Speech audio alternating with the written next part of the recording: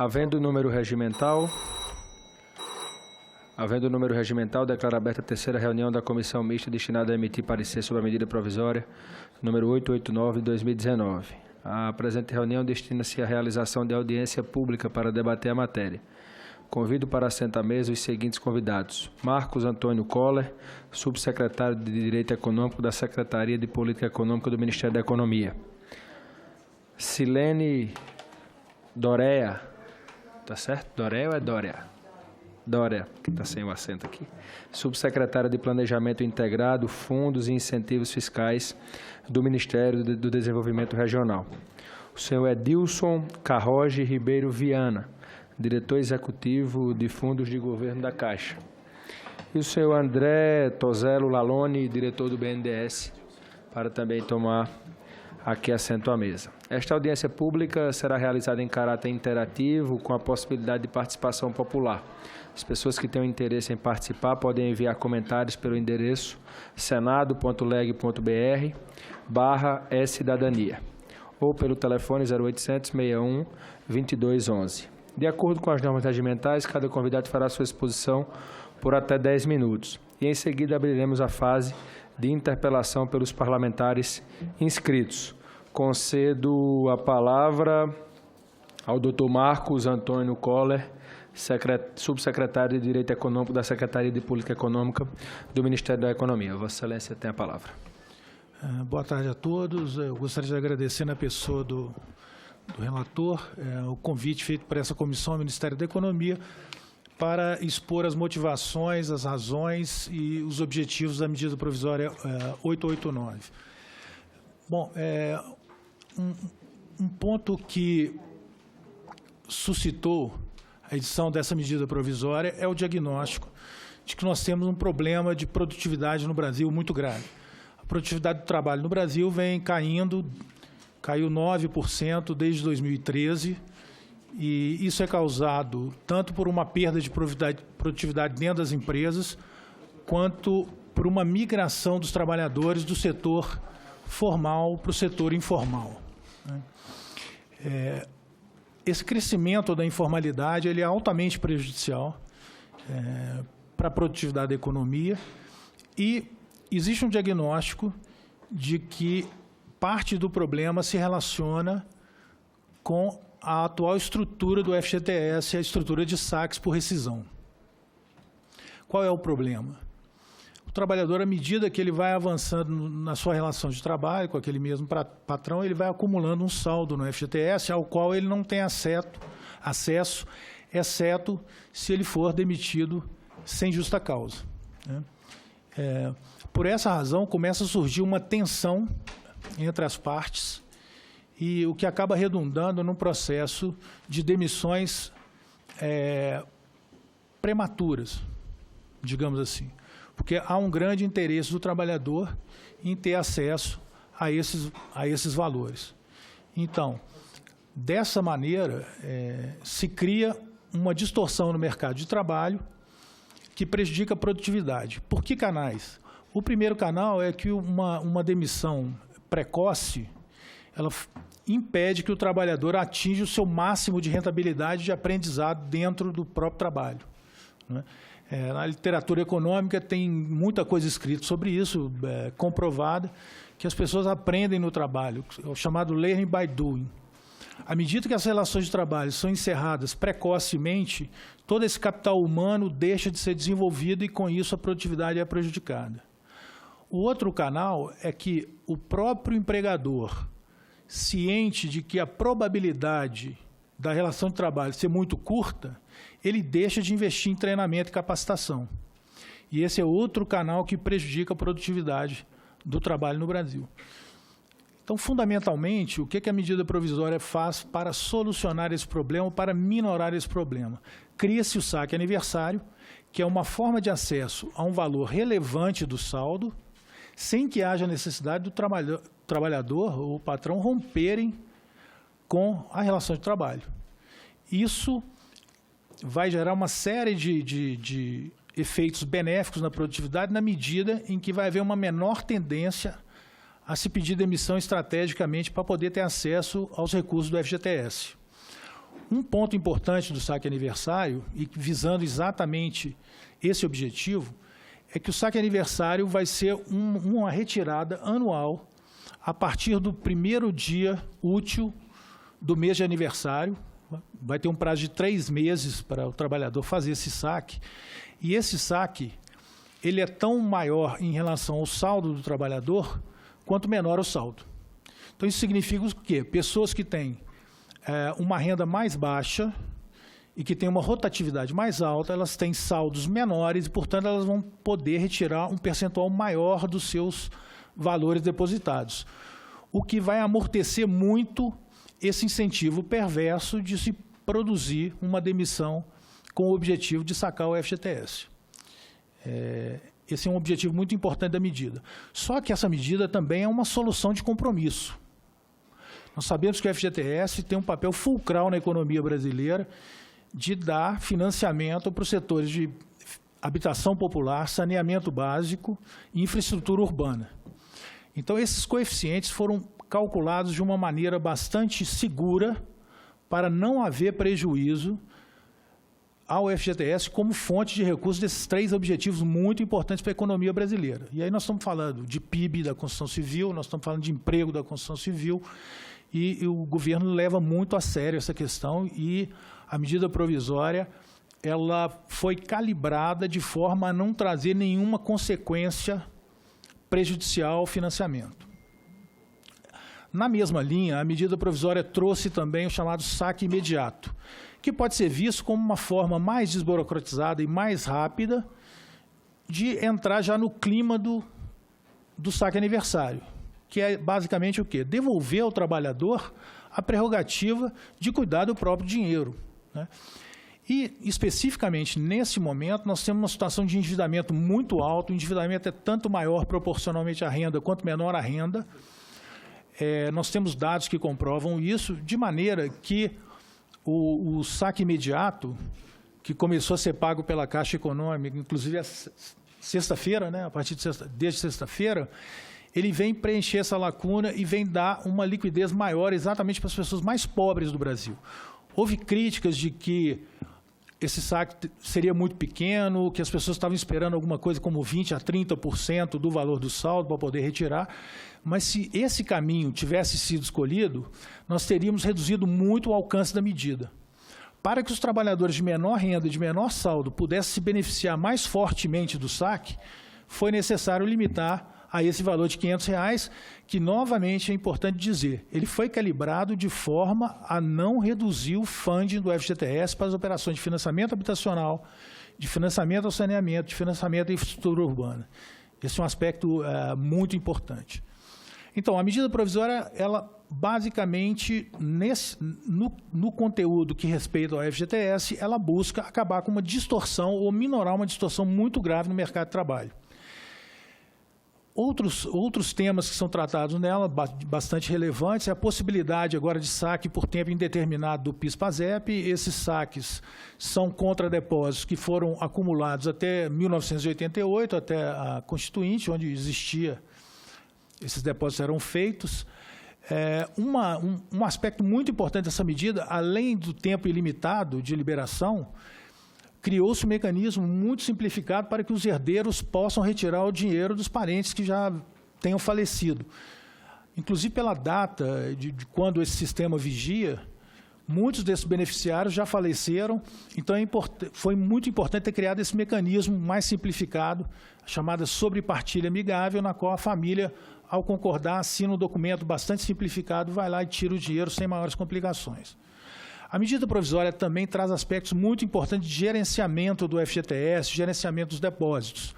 O diretor Igor, que inclusive está presente aqui, que é o presidente do Conselho Curador do FGTS, vai ter a oportunidade na semana que vem de se alongar sobre esse tema, mas existem mecanismos muito importantes. O principal deles é que a medida provisória agora cria a obrigação de que os depósitos sejam feitos por parte, através de sistemas digitais, como é social, por exemplo. Com isso, o dinheiro vai entrar diretamente na conta do trabalhador e vai ficar muito mais visível para o trabalhador se, de fato, o empregador está fazendo a tempo e a hora o depósito do FGTS. Então, vai melhorar muito os mecanismos de controle social do próprio FGTS. É uma coisa muito importante. Finalmente, a medida provisória também trata do relacionamento do FAT, alguns aspectos operacionais do FAT, sendo o principal deles uma redução do valor da reserva de contingência. O FAT, como os senhores sabem, ele é responsável pelo pagamento do seguro-desemprego e também do abono salarial. Hoje, a regra anterior, na verdade, previa que tinha que haver uma reserva de contingência equivalente a 6 meses dessa despesa. Isso é um valor relativamente elevado, desnecessário. Esse prazo foi encurtado para 3 meses. Portanto, o valor dessas reservas vão ser reduzidos proporcionalmente. Isso que eu teria a dizer inicialmente, e estamos prontos para responder eventuais dúvidas e perguntas que vierem dos senhores deputados e senadores. Muito obrigado.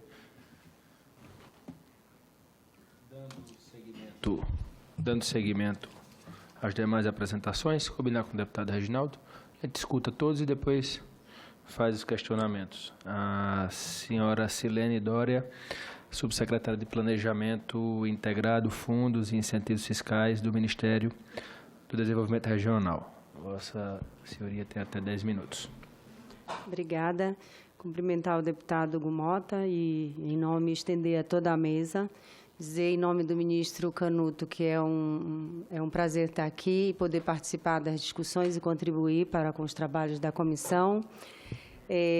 Sobre o texto da medida provisória, doutor Marcos foi didático sobre tudo o que dela consta, fazendo uma síntese bem objetiva, né? Então, o que nos cabe dizer agora, em nome do MDR, e firme nas palavras dele, de que todo esse trabalho foi feito com uma prévia estimativa ou um prévio estudo que demonstra que nada do que está sendo modificado na sistemática do FGTS vai impactar negativamente na manutenção das políticas públicas hoje geridas pelo Ministério do Desenvolvimento Regional, enquanto sucessor do Ministério das Cidades. E é nessa garantia que nós, do MDR, apoiamos a medida e estamos à absoluta disposição para contribuir com esses estudos. Por hora, é o que temos a dizer aqui, ficamos à absoluta disposição de todos para eventual esclarecimento de algum ponto específico aí. Obrigada. Agradeço a Vossa Senhoria, dando seguimento a mais um convidado, agora o representante da Caixa Econômica Federal, o diretor executivo de fundos de governo da Caixa, o senhor Edilson Carroge Ribeiro Viana. A senhoria tem até 10 minutos para fazer a sua explanação. Obrigado, boa tarde a todos. Agradeço ao deputado Hugo Mota pela oportunidade de aqui representar a Caixa e trazer algumas informações do agente operador. Na pessoa dele, cumprimento a todos da mesa e também todos os presentes. E, bom, a Caixa, no papel de agente operador do FGTS, que é um papel que desempenha há cerca de 30 anos, né? Em 11 de maio do ano vindouro, nós faremos 30 anos desempenhando o papel de agente operador do Fundo de Garantia. E nessa atribuição, em relação aos comandos da MP 889, nós tivemos uma série de atribuições por ela trazidas e que, então, o nosso papel é exatamente dar cumprimento aos comandos que cabem ao agente operador, estão contidos na MP 889. Então, me detendo agora detalhadamente um pouquinho a cada um deles, é importante fazer registro inicial da distribuição de resultados do Fundo de Garantia, que a partir desse ano passa a ser de 100% do resultado do fundo.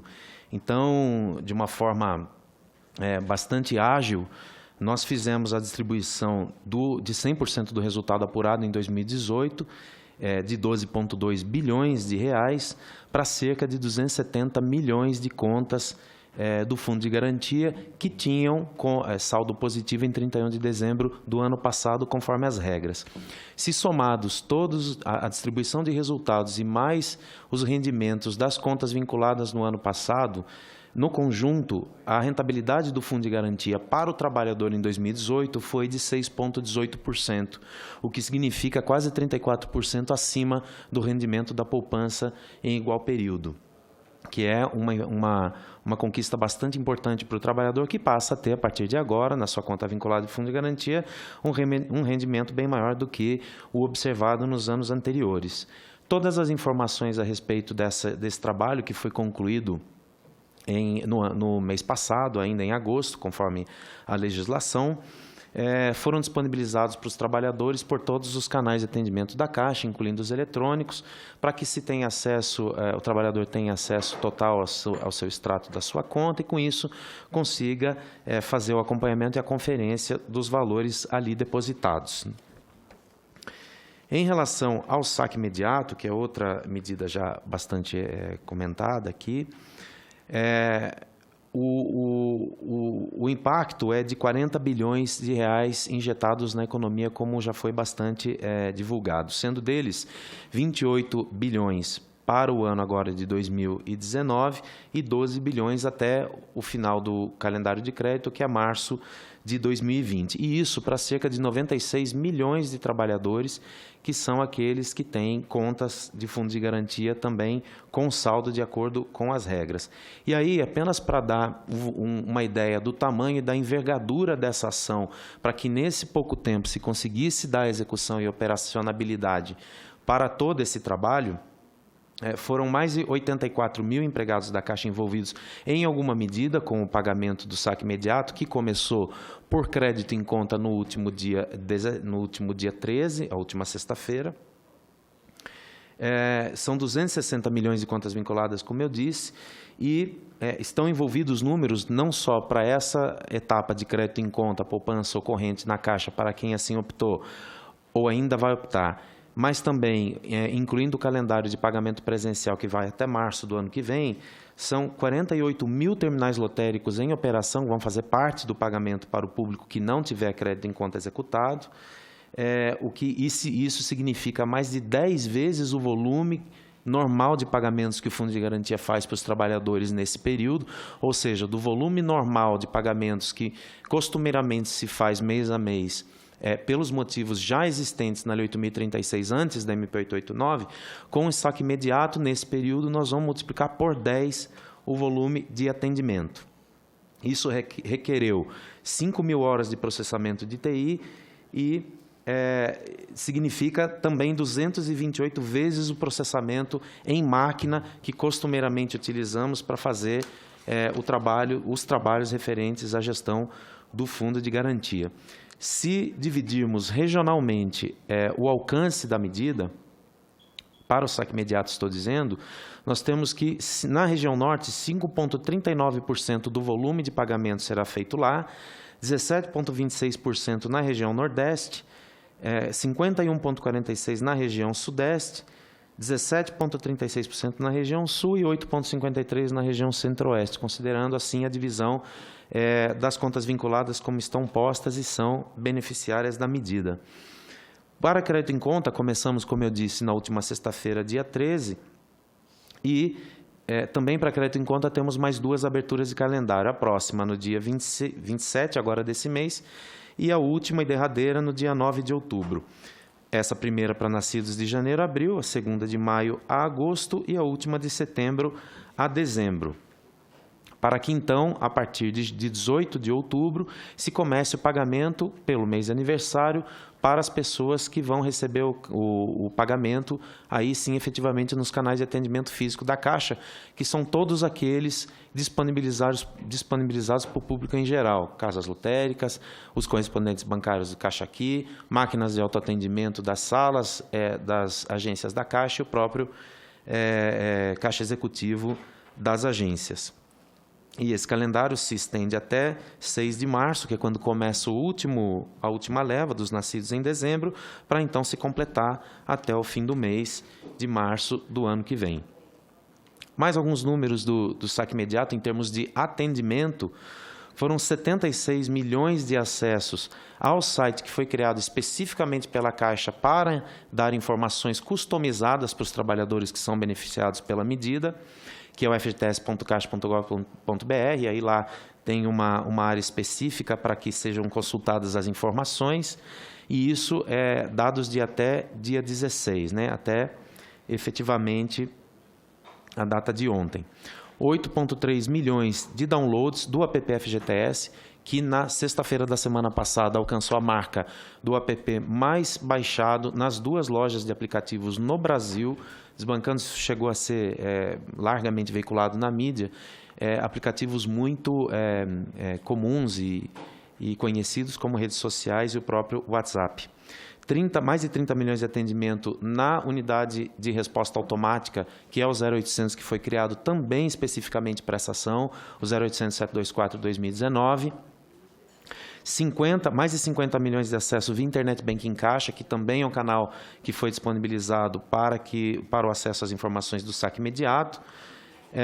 Foi feito 1,8 milhão, recebemos 1,8 milhão de solicitações para crédito em conta corrente. Vamos lembrar que o crédito automático foi feito para contas poupança, exclusivamente conta poupança, de um único titular, aberta até a data da emissão da edição da MP, que foi 24 de julho, até por critério de segurança, mas se o trabalhador quisesse receber em qualquer outro tipo de conta na Caixa, ele poderia fazer a opção e 1,8 milhão de pessoas assim escolheram. 642 mil desfazimentos de crédito, que é uma característica que a própria MP traz, quer dizer, o saque é uma opção. Se assim o trabalhador não desejar fazer, ele pode se manifestar formalmente nos canais disponibilizados pela Caixa e o dinheiro volta para a conta do Fundo de Garantia corrigido, como se de lá nunca tivesse saído. 151 mil senhas foram geradas desde a edição da MP até aqui, especificamente para o cartão do cidadão, de forma a viabilizar o atendimento mais automático e conveniente em qualquer ponto de atendimento eletrônico da Caixa, e mais de 12 mil acionamentos de clientes foram feitos pelos diversos canais, aí, incluindo as agências. No crédito em conta do dia 13, o balanço que a gente tem foi o alcance de 12 milhões de pessoas, 5 milhões de reais foram creditados nessa primeira etapa e 31 milhões de débitos foram feitos nas contas vinculadas dos trabalhadores, representando aqueles que nasceram de janeiro a abril. Em relação ao saque aniversário, é importante dizer que a Caixa já disponibilizou o simulador do saque aniversário, considerando as contas do trabalhador cujo saldo é apurado no momento em que ele entra no simulador, para que sejam dados elementos para o trabalhador já começar a formar a sua opinião, a sua percepção acerca de que ele se vai optar ou não pelo saque aniversário quando for a hora, que a partir do dia 1º do mês que vem, a Caixa já disponibiliza, em cumprimento da MP, por diversos canais, sobretudo a PP, a possibilidade do trabalhador já optar pelo saque aniversário, ainda que ele vá ter efetividade a partir do 1º dia do ano que vem, para o início do saque a partir de abril também do ano que vem. E, a partir daí, seguir o cronograma de pagamento, conforme assim definido na legislação. Então, esses são os maiores números das operações que estão em curso até o momento, e a gente se coloca também à disposição para responder as dúvidas e indagações dos senhores parlamentares. Obrigado. Agradeço a Vossa Senhoria a sua explanação. Dando seguimento, eu passo a palavra ao senhor André Lalone, que é diretor do BNDES, para fazer a sua explanação. Vossa Senhoria tem até 10 minutos. Obrigado. Agradeço o convite para apresentar aqui o modelo de repasse do BNDES.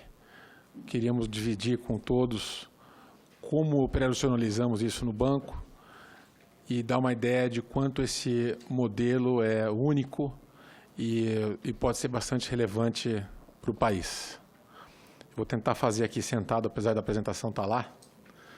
Mas, para começar, esse modelo nosso indireto é um modelo consagrado globalmente, é o mesmo modelo que é usado no KfW, no EDC no Canadá, no BBB na Inglaterra. E, mais importante do que ser consagrado mundialmente, o modelo desenvolvido pelo BNDES, executado aqui no Brasil, não deixa em nenhum índice nada a desejar para nenhum outro no mundo.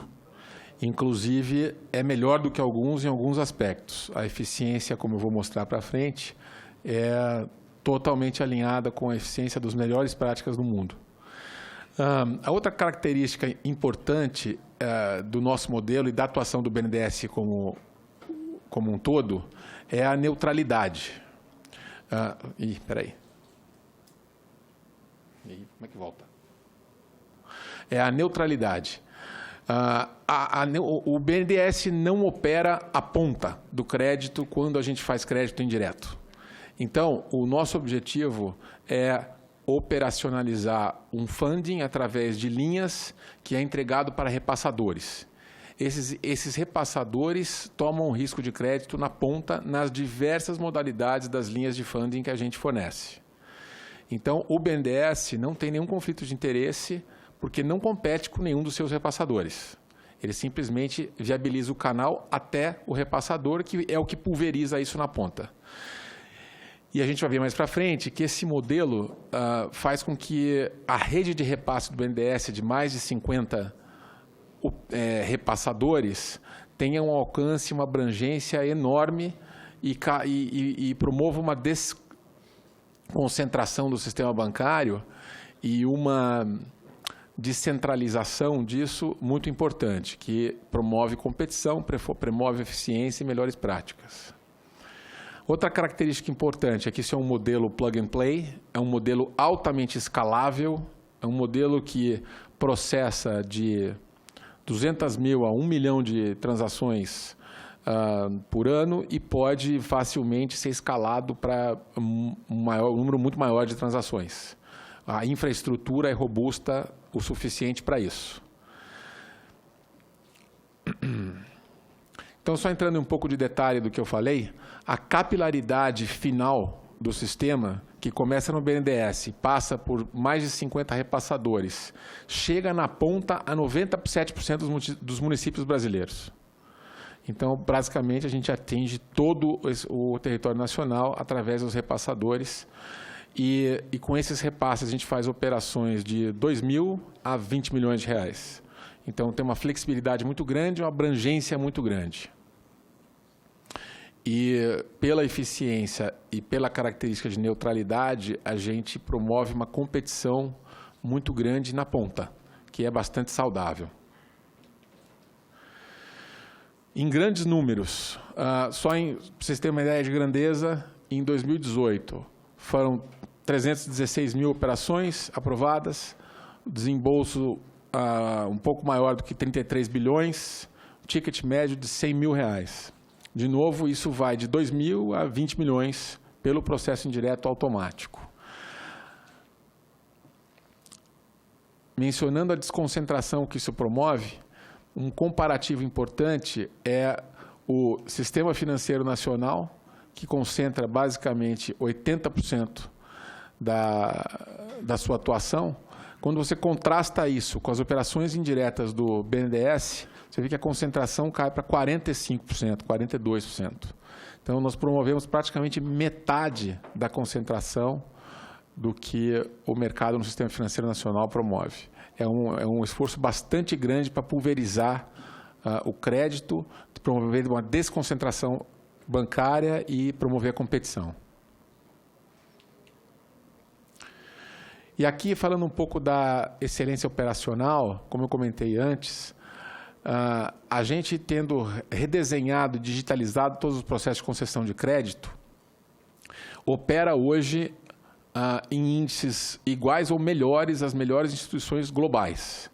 Então, nós temos um processo que leva um produto ao mercado em até 3 meses, ou seja, o time to market é muito rápido. Nós temos um processo de aprovação de crédito em real time, que aprova um crédito em segundos, em 5, 6 segundos. Nós concentramos os dados de todas as operações no BNDES, então nós guardamos a inteligência desde da fonte que é o BNDES até o tomador final no BNDES, tendo uma abordagem de Big Data e conseguindo fazer um data mining nessa inteligência. E, enfim, essa digitalização que ocorreu nos últimos 3, 4 anos foi revolucionária e hoje cerca de mais de 95% das transações já são todas feitas máquina a máquina, sem interferência humana e todas digitalizadas. E, de novo, índices muito semelhantes ou melhores do que as melhores práticas de bancos de desenvolvimento no mundo. Aqui é só um exemplo do que eu falei de time to market. Num setor pulverizado, que é o crédito rural, aqui a gente teve uma tramitação no governo dessas resoluções, teve um atraso no governo, mas muito embora com esse atraso, uma vez que isso chegou no BNDES, em 10 dias isso foi levado ao mercado.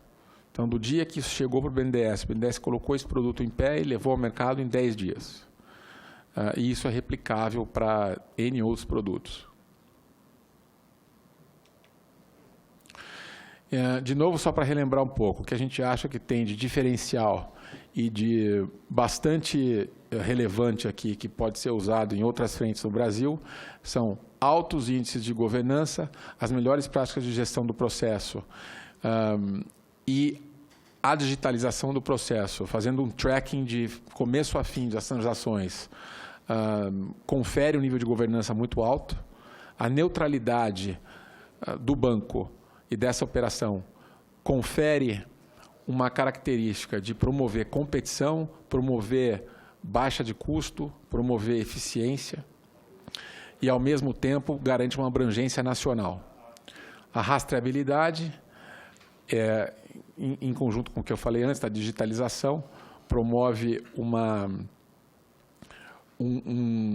segurança das operações muito grande e possibilita que a gente tenha esse Big Data, esse arquivamento digital de todas as informações e que é também uma mina de dados para a gente fazer posterior uso para redirecionamento de linhas e liberação de crédito, etc.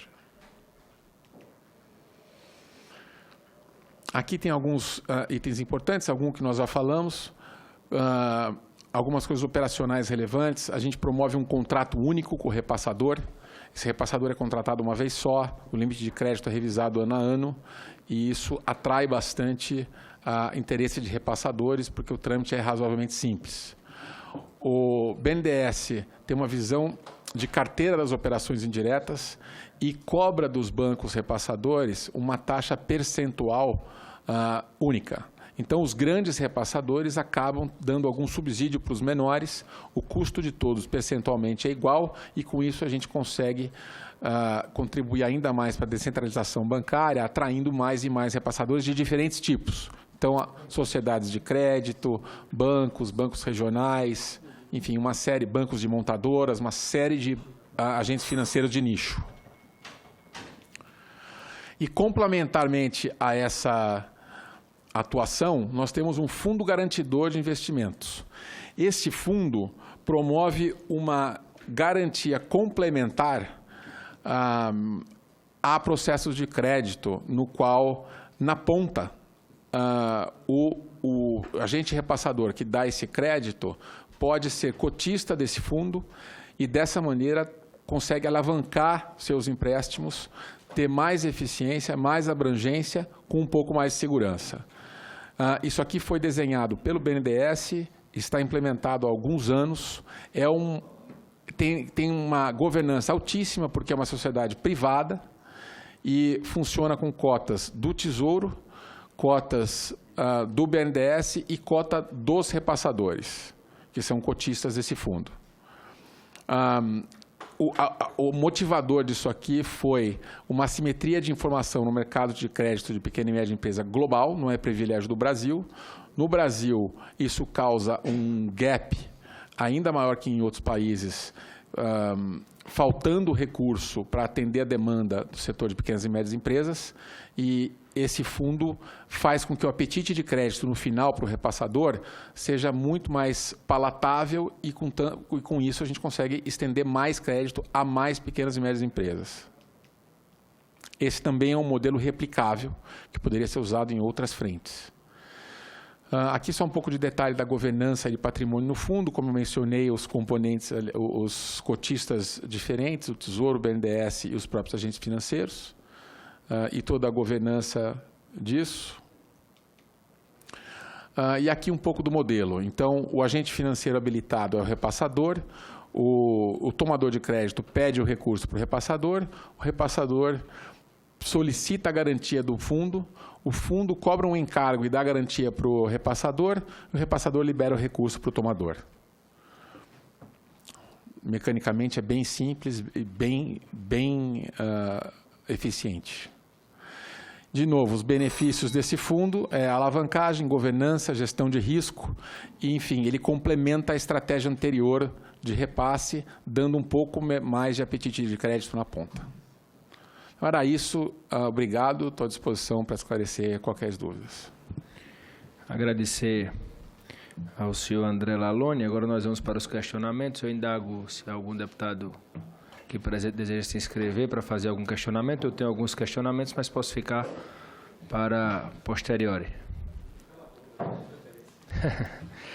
Chegou aqui também algumas perguntas do E-Cidadania, que chegaram pelo site.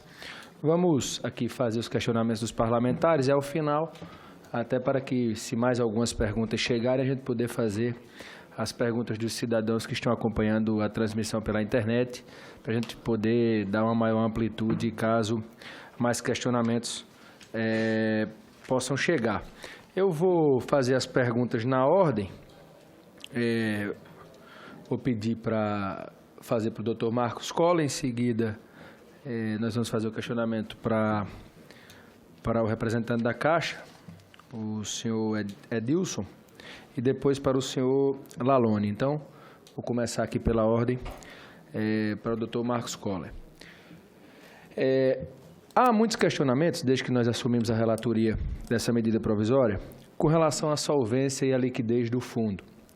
E essa preocupação, ela vem não só das pessoas que detêm recursos aplicados de maneira compulsória no FGTS, como também pela parte do setor, principalmente de habitação e de infraestrutura, que são hoje fomentados com recursos desse fundo e tem uma preocupação acerca do impacto dessa política de saques, acerca dessa liquidez, e eu confesso também ser uma preocupação nossa. Nós sabemos que o cidadão, o cotista, ter acesso a um recurso dele, isso é muito importante, mas sabemos também da importância que temos que dar, não é, pelo que o fundo representa para a economia do país, para o futuro do nosso país, acima de tudo, essa liquidez. Então, eu queria fazer, são mais ou menos 3 perguntas em uma, se há risco com relação a essa solvência, como se chegou a esse valor de R$500, porque tem uma série de emendas pedindo aumento desse valor, né, o porquê de ser R$500, e se a questão do saque aniversário, não é, também quais foram os critérios para a elaboração da tabela. Não é uma tabela que vai de acordo, quem tem menos saca mais, quem tem mais vai sacando menos, com um valor de parcela fixa. Então, explicar um pouco como se chegou e como esse valor dessa tabela foi concebido pelo governo. E com relação à distribuição dos rendimentos, nós sabemos que o ex-presidente Temer institucionalizou a distribuição da metade dos rendimentos e agora a medida provisória traz a distribuição total desses rendimentos. Então, primeiro ponto, se há risco à solvência do fundo. Segundo, como se chegou a esse valor de R$500 e esse valor da tabela do saque aniversário. Essa questão da distribuição dos rendimentos. E se essas 3 medidas, o saque imediato, o saque aniversário e a distribuição dos rendimentos, se isso, ao final, não trará o impacto que venha criar um prejuízo, digamos, do acesso ilimitado de recursos ao fundo, prejudicando a sua solvência. Então, são mais ou menos 3 perguntas em uma, para que Vossa Senhoria possa fazer. Então, essa. Queria também que Vossa Senhoria falasse um pouco sobre a questão da multa dos 10% para o FGTS. Se quiser anotar, eu já faço todas as perguntas, e aí numa fala só, Vossa Senhoria pode falar. Essa multa dos 10%, ela está sendo já judicializada, inclusive o Supremo Tribunal Federal tem data para apreciação sobre a sua constitucionalidade, sua legalidade ou não. Não é? E nós sabemos que ela tem um impacto importante, esses 10% têm um impacto importante no resultado anual do fundo. Então, saber qual é a posição do governo acerca dessa multa. Nós sabemos que esses recursos, eles não vão diretamente para o trabalhador, eles vão para o fundo. Né? Quando o trabalhador é demitido, ele recebe 40% do FGTS e 10%, né? O empregador paga 50% dessa multa, esses 10% vão para o fundo de garantia, acerca a posição do governo acerca dessa multa. E se a questão do FAT, né, Vossa Senhoria falou sobre a redução, que esse colchão hoje é de 6 meses, a medida provisória ela passa não só o poder discricionário para o ministro da Economia resolver sobre a devolução desses recursos, tanto dos depósitos como também dos recursos que estão no BNDES. Não é? Se Vossa Senhoria sabe o que é que representa em valor esse colchão, eu sei que segue uma média anual e isso oscila de acordo com a geração de emprego e renda e com as demissões, né? Porque está lá o seguro-desemprego e o abono. Então, saber o que é que representa esse colchão e se isso, indiretamente, esse colchão não prejudica as atividades do BNDES. Nós temos uma preocupação, claro, de manter o pagamento do trabalhador, mas sabemos também que esses recursos hoje, eles têm uma importância grande no fomento que o BNDES, por tudo que o BNDES representa para a economia do país. Então, o que esse colchão representa. Eram esses os questionamentos que eu queria fazer.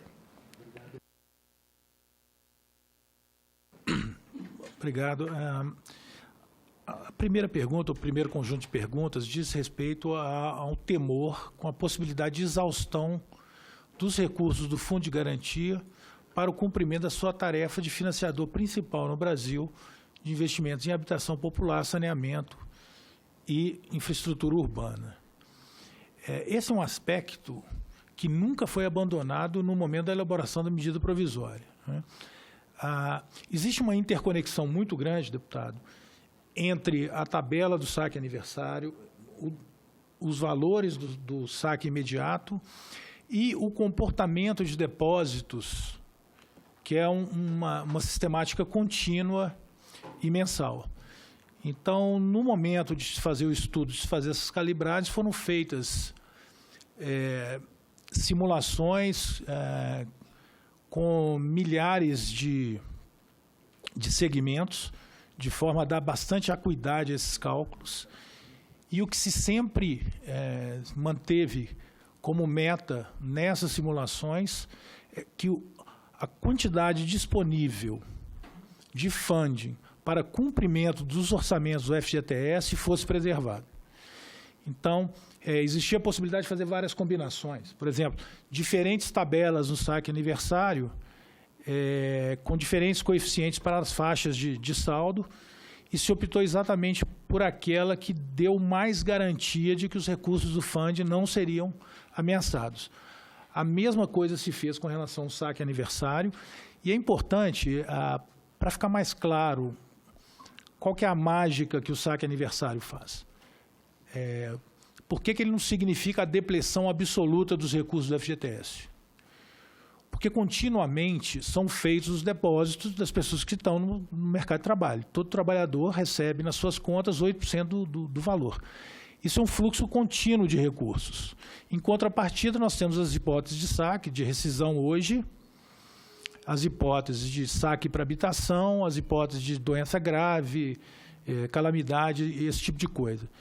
Bom, aferindo esse comportamento e sabendo que a opção pelo saque aniversário faz com que o trabalhador abra mão da possibilidade de fazer o saque numa eventual rescisão, esses coeficientes fazem com que o efeito de novas entradas de depósitos mantenham a estabilização desse colchão necessário para as operações de financiamento do FGTS.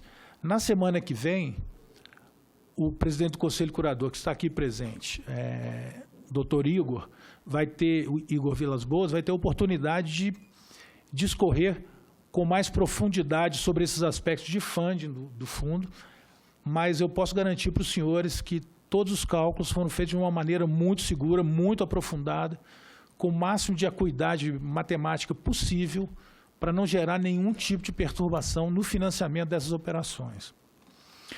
Bom, com relação à multa de 10%, historicamente, essa multa nasceu, ela tinha um objetivo específico de ser o suporte para que o FGTS pudesse pagar as diferenças dos planos econômicos, né? Digamos, nessa função, essa função já foi cumprida e já acabou. Hoje, esses recursos, que somam alguma coisa como 5 bilhões por ano, eles, evidentemente, reforçam o funding do Fundo de Garantia para as operações de financiamento. A medida provisória chegou ao Congresso. O Congresso ele tem ampla autonomia para emendar a medida provisória, e se no debate democrático nessa casa se chegar à conclusão de que está na hora de suspender a cobrança dos 10%, em princípio, eu não estou autorizado a declinar nenhuma posição nesse momento, qual que seria a posição do governo, mas é possível que a medida seja avaliada como positiva na medida em que ela é um custo para os empregadores, e isso, por menor que seja, é uma barreira adicional para a criação de empregos no Brasil. O governo ele tem um objetivo de melhorar muito o mercado de trabalho, de fazer com que o mercado de trabalho opere o mais possível e se recupere o mais rapidamente possível. Nós temos um desemprego muito grande no Brasil, nós temos um número de desalentados muito grande no Brasil e nós tivemos um crescimento muito grande da informalidade. Por uma série de razões que eu procurei explicar aqui, inclusive da interação que existe entre a informalidade, a queda na produtividade do trabalho e, portanto, o menor ímpeto de crescimento da economia brasileira, eu imagino que todas as medidas que caminhem para melhoria e fim da distorção do mercado de trabalho possam ser vistas. Eu não tenho uma opinião formada, não tenho nenhuma orientação nesse sentido, mas não vejo essa medida como uma medida que geraria qualquer tipo de resistência automática. Com relação ao FAT, a redução numérica, o colchão de liquidez vai deixar de ser de 30 bilhões para 15 bilhões.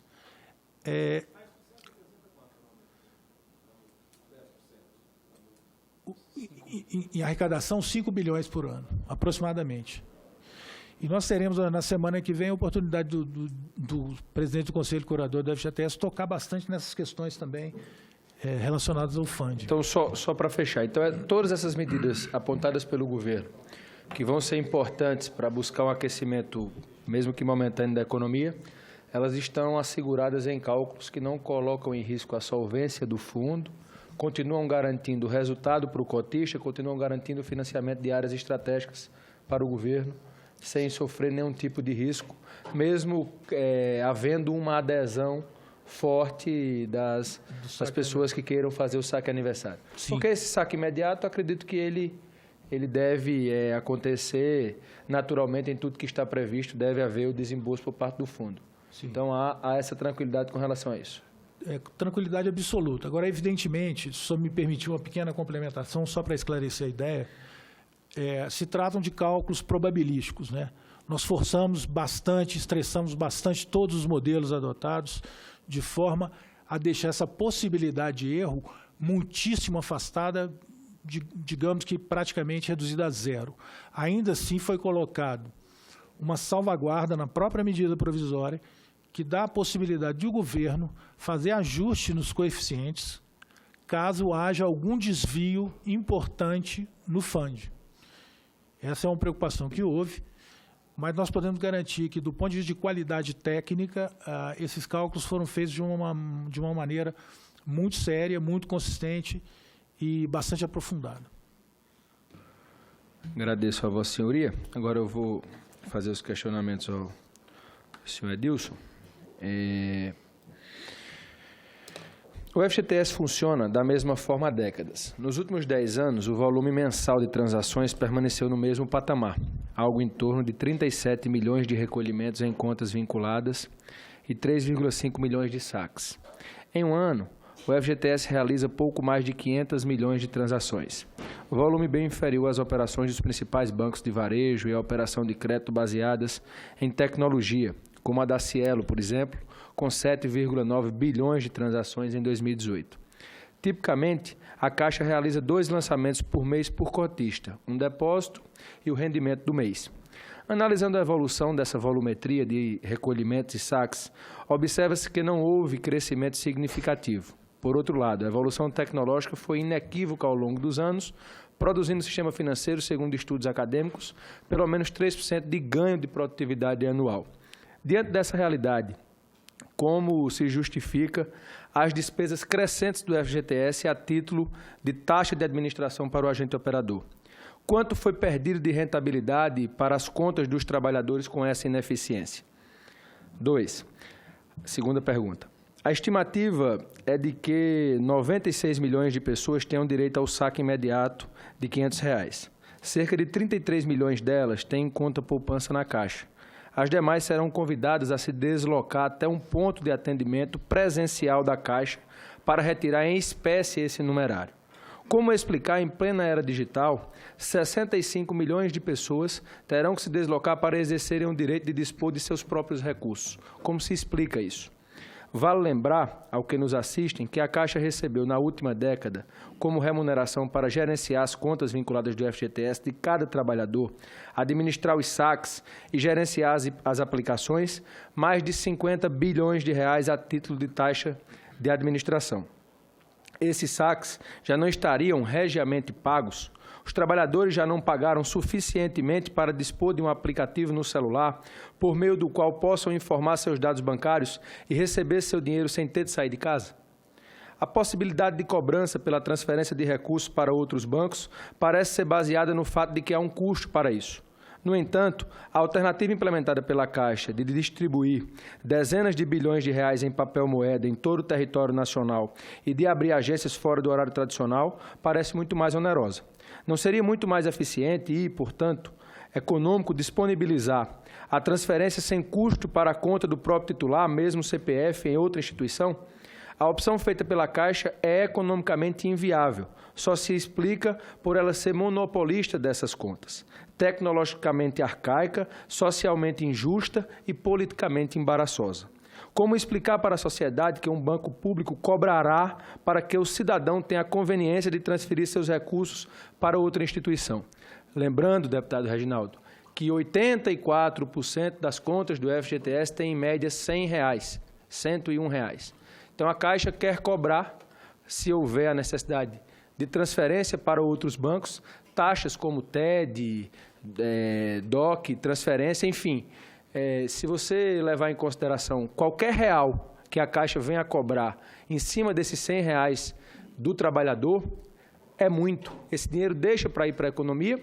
E lembrando que, além dessas taxas, tem a taxa de administração, que a Caixa recolhe, em média, mais de 5 bilhões de reais por ano. Eu não acho, me desculpe aqui, Edilson, justo essa cobrança que a Caixa quer fazer dos usuários, do trabalhador, que já tem tão pouco nessas contas e que cada real que se tira do trabalhador é muito e deixa de cumprir aquilo que a medida provisória tem por viés principal, que é esse dinheiro via aquecer o consumo, aí está sendo injetado na nossa economia como uma forma de melhorar os índices econômicos do nosso país. A lei do FGTS prevê a existência de um agente operador. Essa atribuição ela é confiada à Caixa há muitos anos. Também prevê que qualquer agente financeiro integrante do SFH estaria habilitado a tomar empréstimo junto a esse operador para realizar o financiamento imobiliário de seus clientes. O que acontece de fato? A Caixa concentra quase integralmente a aplicação dos recursos do FGTS. Além da própria Caixa, o único agente financeiro com participação minimamente relevante no financiamento imobiliário com recursos do FGTS é o Banco do Brasil, com cerca de 7% dessas operações. A principal desvantagem desse virtual monopólio é a incapacidade de escalar o crédito imobiliário no país, sobretudo o destinado à população de baixa renda. Tendo em vista as consequências resultantes dessa concentração no capital da Caixa, não seria adequado que, na função de agente operador, a Caixa reduzisse as barreiras à entrada para a aplicação de recursos por outras instituições? Esse é o questionamento. E, para encerrar, mais duas perguntas. A Caixa busca se posicionar como um banco que tem grande capilaridade. Como explicar a grande concentração geográfica na aplicação dos recursos do FGTS feita pela Caixa? E 3, a última pergunta, segunda pergunta, desculpa. O FGTS não tem personalidade jurídica, sendo suas contas elaboradas pela Caixa. Por que a Caixa utiliza a mesma empresa de auditoria para suas contas e as do FGTS? Não há conflito de interesse nessa questão? A mesma empresa auditar a Caixa e o fundo que ela administra? Eram esses os questionamentos que eu gostaria de fazer. Pois não, deputado. Obrigado pelas perguntas. Eu vou começando aqui pela sequência. Bom, a primeira questão em relação ao volume de lançamentos, historicamente reportados como sendo flat, né, em relação às operações de crédito e de lançamentos de correção das contas do Fundo de Garantia. Na verdade, a taxa de administração, e aí falando especificamente desse ponto, que é o que puxou esse primeiro questionamento, a taxa de administração se presta a remunerar uma gama de serviços executados pelo agente operador, não só aqueles referentes aos lançamentos na conta vinculada do trabalhador. Lembrando que esse aspecto, tanto os lançamentos de depósito quanto a de remuneração mensal, são aqueles que são diretamente proporcional ao volume do mercado de trabalho, no sentido de que, conforme o mercado de trabalho tem mais movimento e gera mais produtividade, o Fundo de Garantia acompanha esse movimento, tendo, obviamente, mais depósitos e, por conta disso, também as remunerações. No entanto, também há as questões relativas aos lançamentos de saque, falando especificamente da conta vinculada do fundo, manutenção cadastral e uma série de outras atividades ligadas ao passivo do fundo, que é a parte que se relaciona com o trabalhador. Além disso, tem todas as questões relativas ao ativo do Fundo de Garantia, no que concerne às operações tradicionais de crédito, nas áreas prioritárias de infraestrutura, saneamento, habitação popular e agora saúde também, que precisam ser manutenidas e de uma forma permanente evoluídas, né? E também as operações de mercado no que se relaciona com a carteira administrada do Fundo de Garantia, FI, FGTS e outras. Então, para todo esse arcabouço de atividades que são geridas pelo agente operador do Fundo de Garantia, é que a taxa de administração vem remunerar. Então, não há uma relação direta entre, especificamente, a quantidade de lançamentos nas contas vinculadas e o volume da remuneração do fundo. Mas, assim, a Caixa é muito sensível a esse ponto, né? Historicamente, a gente vem trabalhando e esse ano esta administração da Caixa fez um compromisso formal e bem claro junto ao Conselho Curador da FGTS e também com o Departamento do Fundo de Garantia do Ministério da Economia, no sentido de reestudar por completo o formato de remuneração do agente operador do fundo, né? Só atrapalhando, para fazer um adendo aqui acerca desse custo, vale salientar que entre 80% e 90% de todas as contas do FGTS, com esse saque imediato, essas contas deixarão de existir porque esse dinheiro será sacado completamente. Então, nós temos aí um universo de 250 e poucos milhões de contas, nós ficaremos com aproximadamente 10%, 15% desse volume, havendo a estimativa e se concluindo isso que haverá esse saque por parte da população. Então, cobrar uma taxa de administração, me perdoe, Edilson, eu procurei perguntar a administradores de fundos privados que administram aí carteiras no Brasil, e quando se fala que a Caixa cobra 1% do patrimônio do fundo, é um valor que o mercado nem cogita. Hoje o mercado trabalha com algo em torno de 0,3, estourando 0,45 ao ano. Então, são 5 bilhões de reais que estão saindo das contas do trabalhador, que poderiam estar funcionando como resultado, funcionando para fomentar setores importantes que o FGTS tem e que a Caixa está cobrando. Então, não houve ao longo desses anos, com a evolução tecnológica que houve em todas as áreas do nosso país e no setor de pagamentos, de banco, a gente vê hoje a comodidade que o cidadão tem. Então, não se justifica que esse valor em 10 anos ele não seja reduzido, porque nós sabemos que a própria Caixa investiu muito em tecnologia. Isso é fato. Agora, essa tecnologia ela não está sendo levada em conta na redução do custo para o trabalhador. A minha pergunta foi nesse sentido, não é que hoje, digamos, o trabalho que você tinha 10 anos atrás para gerir essas contas, hoje, digamos que temos um trabalho bem menor diante do avanço que a tecnologia possibilitou no gerenciamento, principalmente dos dados bancários. Okay. É bem nesse ponto mesmo, deputado, que é importante chamar a atenção que, ao longo do tempo, o formato de remuneração do agente operador sofreu alterações. Esse último de 1% do Fundo de Garantia, de 1% do volume total de ativos, não é desde sempre, né? Ele foi implementado no curso do tempo de gestão do Fundo da administração do Fundo de Garantia pela Caixa, no papel de agente operador, mas, para além dessa discussão, é importante trazer que, exatamente por conta de todas as alterações no processo, na forma de fazer a operação do fundo, com bastante tecnologia embarcada nos processos que o Fundo de Garantia, que a Caixa usa para a gestão do Fundo de Garantia, é que a gente entende perfeitamente que é necessário um reestudo e uma reanálise da forma de remuneração do fundo para que seja justo, para que não seja muito, não seja pouco, seja exatamente aquilo que é justo para remunerar os trabalhos que são feitos. E aí, de ofício, a Caixa buscou esse compromisso e, de fato, está executando. É em novembro o prazo que nós buscamos trazer para que nós apresentemos uma primeira solução de um estudo focado na precificação efetiva de cada um desses serviços que o agente operador presta para o Fundo de Garantia, de modo que não reste dúvidas e se traga muito mais transparência para o processo de remuneração, e esse é um assunto que interessa muito à Caixa, né? Não pode ser muito, não pode ser pouco, tem que ser o justo. Isso tem que ficar bastante claro para todos os entes envolvidos e, sobretudo, para a sociedade. Então, esse trabalho está sendo executado. O prazo da primeira entrega desse trabalho é em novembro desse ano, para que a gente está, inclusive, mesmo com todo o esforço que está sendo feito para dar cumprimento às determinações da MP 889, a gente está, e vamos cumprir esse prazo de forma a não estender esse trabalho, que é crucial para que se chegue a uma remuneração que fique claro e justa para todos, né? Então, esse é um primeiro aspecto. Em relação ao saque imediato, nós construímos um cronograma de atendimento aos beneficiários da medida, de forma a viabilizar o máximo possível o acesso a esses recursos no menor tempo possível. O fato de se creditar em conta na Caixa, seja automático poupança ou daqueles que optarem por qualquer outro tipo, e assim, como eu disse, foi disponibilizado pelos diversos canais, a intenção clara e imediata é disponibilizar para os trabalhadores a forma mais rápida de se injetar o máximo possível de recursos na economia no menor tempo possível.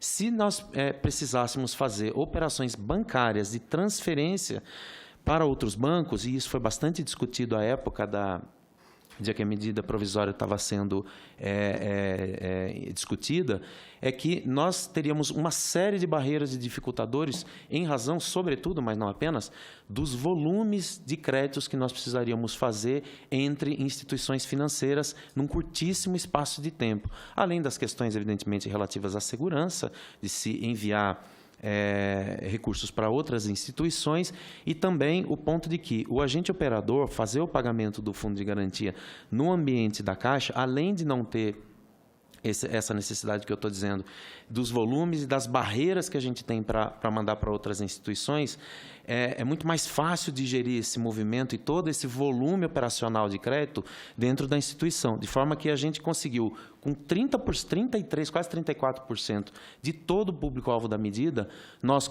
estamos conseguindo creditar em apenas 30 dias, nesse período que vai entre os dias, na verdade menos, né? Entre os dias 13 de setembro a 9 de outubro. Então, esse é um fundamento que foi utilizado. E, na sequência, já conectando com a outra pergunta, a Caixa está presente em todos os municípios brasileiros com algum ponto de atendimento. Pelo menos um ponto de atendimento em um modal, seja ele um correspondente bancário, seja um empresário lotérico, uma agência da Caixa ou um ponto de autoatendimento, o que facilita muito para o trabalhador alcançar os seus recursos de fundo de garantia, como historicamente isso tem feito. Então, as formas de pagamento disponibilizadas, a Caixa se empenhou muito em desenvolver também, isso é importante ser dito, formas de pagamento simplificados para o trabalhador. No caso mesmo que foi citado até R$100, nós vamos fazer o pagamento nas casas lotéricas em todo o Brasil com um operacional muito mais simplificado de pagamento, que basta ele apresentar o documento de identificação pessoal e responder um desafio que é a respeito de 3 perguntas que serão feitas para ele relativas à vida funcional do trabalhador, que não são aquelas perguntas cadastrais comuns, né, que qualquer pessoa que tivesse acesso ao documento do trabalhador saberia, de forma que se garanta que aquele trabalhador é aquele trabalhador, mas mesmo assim dando celeridade e simplificando muito o processo de pagamento para que se tenha acesso rápido, fácil a todos os valores. E aí, os valores que forem de R$100 até R$500, todos os outros modais de atendimento da Caixa estarão aptos também a pagar, além das próprias lotéricas, inclusive com o uso do cartão do cidadão e senha, ou até, eventualmente, só com a senha do cidadão, válida, sem prescindindo-se do plástico, né, do cartão propriamente. Em relação à concentração do volume de financiamentos com recursos do Fundo de Garantia no agente financeiro Caixa, o que eu posso dizer é que, da parte do agente operador do Fundo de Garantia, e é muito importante ser entendido que, apesar da empresa ser a mesma, toda a governança do agente operador do Fundo de Garantia é completamente diferente da do agente financeiro.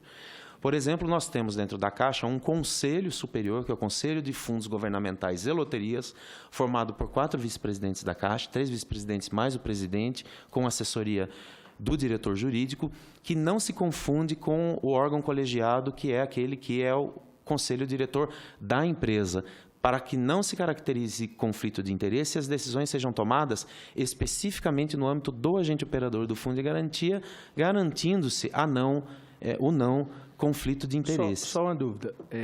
Está me dizendo que existem 2 conselhos. Um que cuida da questão da operação do FGTS e o conselho da empresa. Isso. E esse conselho da FGTS é composto pelo presidente da Caixa e 4 vice-presidentes? E mais 3 vice-presidentes. E mais 3 vice-presidentes. Sendo que compõem também o conselho. Então, são as mesmas pessoas. Não, o vice-presidente de fundos de governo e loterias não compõe o conselho diretor da empresa. Ele é segregado. Certo. O vice-presidente de riscos e o vice-presidente de rede, sim, eles estão nos 2 conselhos, e o presidente da instituição. Então são as mesmas pessoas. Só que assim... Se de 4, 3 compõem os 2 conselhos, então, na minha avaliação, há total conflito de interesse, só para deixar claro. Essa é a prática de governança, deputado, bastante reconhecida no mercado, de forma de se segregar as decisões, e essa é a composição, claro, do Conselho de Fundos Governamentais e Loterias, mas tem toda a cadeia decisória dentro da empresa de fato, apartada dos demais, de forma a se garantir, com todos os processos documentados, com todas as questões bastante evidenciadas, para que não se configure, como de fato não se configura, o conflito de interesses. E, nesse caso, o agente operador do Fundo de Garantia, nesse contexto, ele é o responsável, então, pelo desempenho das operações que lhe são atribuídas pela Lei 8.036 de 90. E é nesse contexto que o agente operador tem feito, ao longo de todo o tempo, um esforço muito grande de se buscar disponibilizar para os agentes financeiros. A gente está, inclusive, nesse momento, mandamos o convite para as instituições financeiras autorizadas a operar no âmbito do SFH, colhendo deles a intenção de receber recursos do Fundo de Garantia para operar em todos os seus programas naqueles que forem habilitados, para receber deles as propostas e aí sim fazer o processo de habilitação desses agentes, tudo de acordo com a legislação e os regulamentos que são aplicáveis, e com isso dar o máximo de escala possível para que todos os agentes financeiros que manifestarem interesse e preencherem os requisitos legais, de fato, tomem recursos do Fundo de Garantia, mantidas os demais requisitos, como capacidade de tomá-los, avaliação de risco e todos os outros quesitos que a legislação e a regulamentação têm. Agora, o que historicamente, isso é importante ser dito, tem se verificado, talvez um baixo apetite de algumas instituições financeiras para operar com recursos do fundo. Isso é uma coisa que historicamente tem acontecido. E a Caixa, aí do lado do agente financeiro, tem desempenhado esse papel com a maioria dos recursos. É verdade, os dados estão disponíveis com toda a clareza e transparência, muito também em função dessa falta de apetite de muitos agentes financeiros a operar com o fundo. E, conectando com a próxima questão também, que é importante colocar, a regulamentação toda que foi, ao longo do tempo, estabelecida para que os agentes financeiros tomem recursos do Fundo de Garantia, vem muito na linha das exigências que os programas do fundo trazem para operar com recursos do fundo. São operações bastante reguladas, né? Com normas e procedimentos bastante destacados das demais operações de mercado, isso é bastante verdadeiro, tendo em função todo o arcabouço normativo que margeia o Fundo de Garantia, a função social do próprio fundo e todos os compromissos que há que se ter com o fundo, porque esse dinheiro, como sempre muito bem dito, é do trabalhador. Então, para a proteção desses recursos, o fundo acaba tendo uma regulamentação bem apertada, e isso é do que a gente, no papel de agente operador, escuta muitas vezes de alguns agentes financeiros, e que seriam alguns entraves para que se tomem esses recursos. Agora, da parte da Caixa, no papel de agente operador, há, como sempre houve, toda a disponibilidade de se reavaliar naquilo que tiver ao nosso alcance, nosso papel, para que se sempre viabilize o acesso mais fácil, mais conveniente a esses recursos. Do papel do agente operador, é nosso papel, de fato, fazer o máximo possível a democratização para que os agentes financeiros tomem e, com isso, multiplicar a chegada desses recursos a quem mais precisa, que é a sociedade brasileira como um todo, e não só aqueles trabalhadores que são efetivamente cotistas do fundo.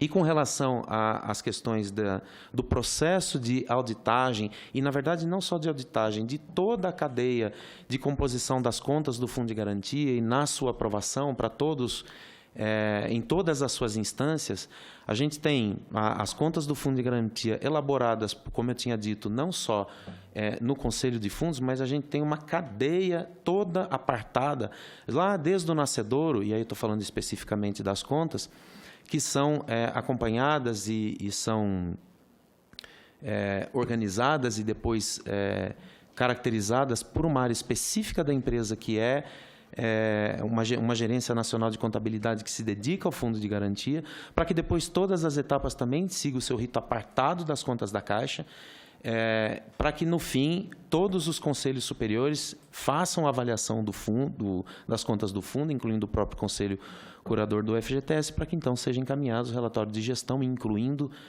mas não se limitando, as contas do fundo para o próprio TCU. Ok, obrigado a Vossa Senhoria. Só tenho mais duas perguntas, em seguida tem o deputado Kim, está aqui inscrito. As perguntas são para o doutor André Laloni. São só duas perguntas. Há interesse do BNDES em operar recursos do FGTS?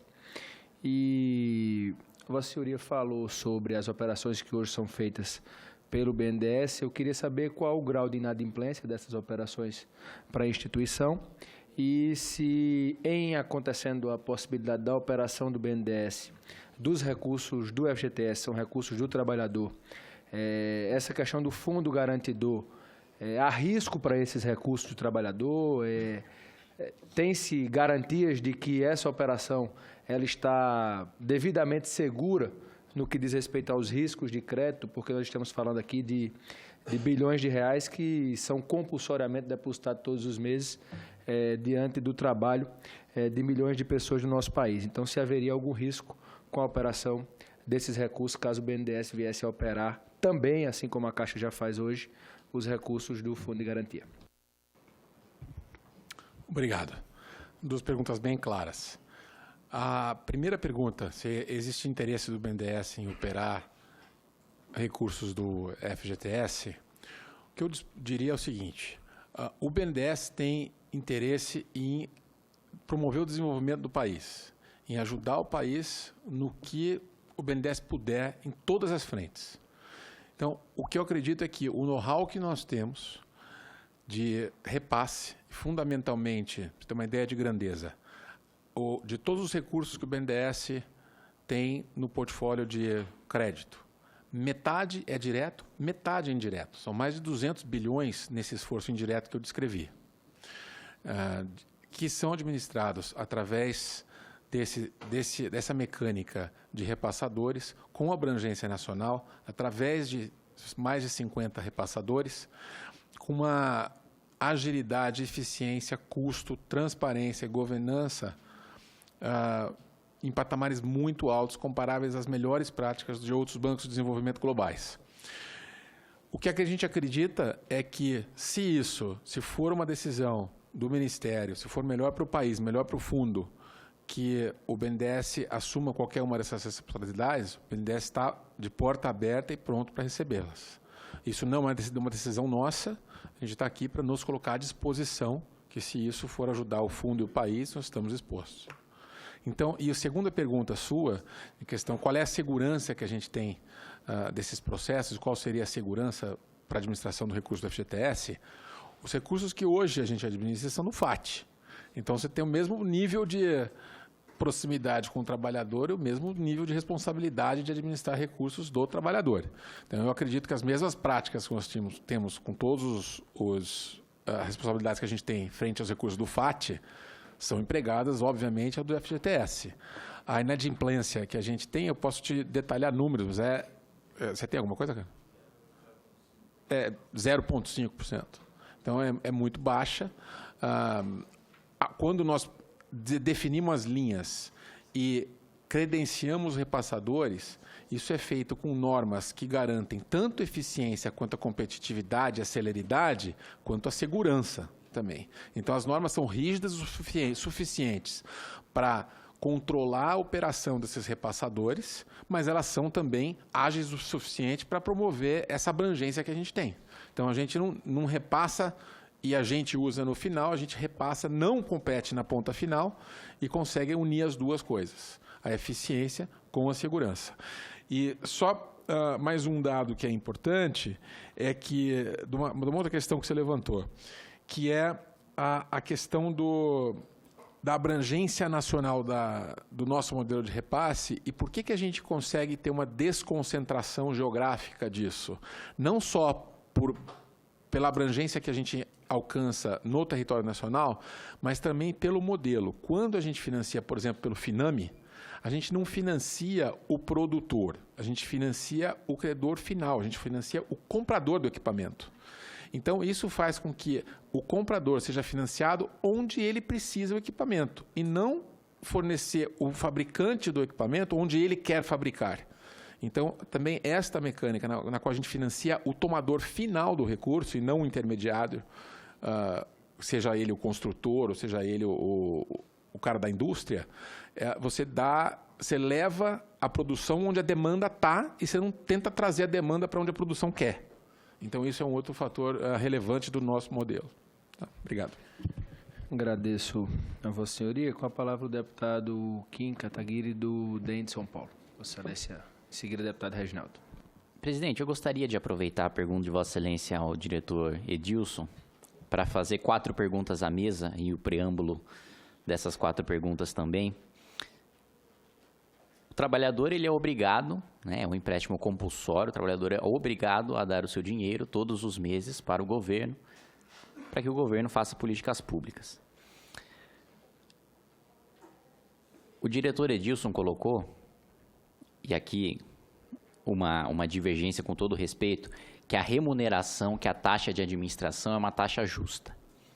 Eu não vejo como uma taxa 3 vezes maior do que a taxa de mercado seja uma taxa justa. Ainda mais sendo que aquele cliente não foi atraído pela instituição financeira, mas ele foi obrigado a depositar aquele dinheiro. Um outro ponto que foi colocado pelo secretário Kohler é a obviedade de que o FGTS é um entrave ao emprego, porque o FGTS onera a folha. E quanto mais caro for para contratar, menos pessoas vão contratar. E isso você incentiva o desemprego e você incentiva a informalidade. Né? Não adianta a gente querer criar riqueza com base na canetada aqui no parlamento, porque basicamente, se não tiver riqueza para entregar, as pessoas vão para a informalidade, ponto final.